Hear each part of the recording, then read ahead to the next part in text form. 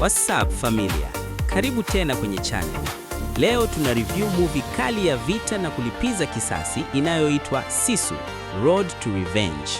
Kama unapenda action ya kweli, damu na mtu mmoja dhidi ya jeshi zima, basi endelea kuangalia.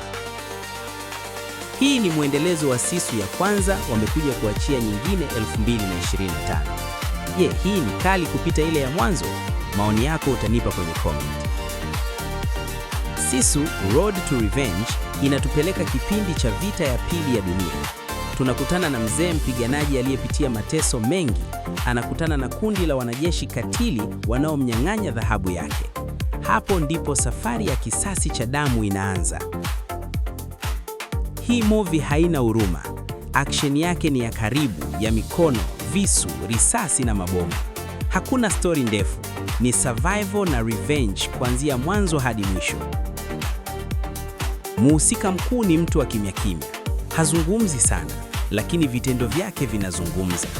Anaonyesha maana halisi ya neno sisu, yaani ujasiri wa kupitiliza hata ukiwa umechoka, umeumia au uko peke yako. Mazingira ya baridi, pori, vumbi na damu yanakupa hisia ya vita halisi. Camera work ni tight, rangi nzito na tension ipo kila dakika. Kilichopendeza: action ya kweli, no drama nyingi, story rahisi lakini kali, character mkali, silent but deadly, haichoshi, inaendelea kusukuma mbele. Hapa director ametisha kinoma noma. Kisichopendeza: story sio ndefu sana, haina maongezi mengi, wengine hawatapenda.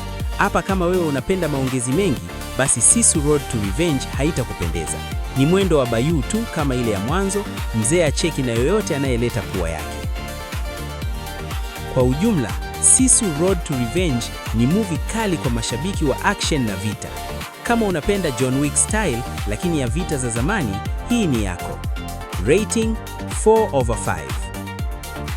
Kama umeipenda review, bonyeza like, subscribe na share. Comment chini uniambie ungeipa rating gani movie hii. Kama bado hujaipata hii movie, fanya kuicheki, unaienjoy kinoma noma.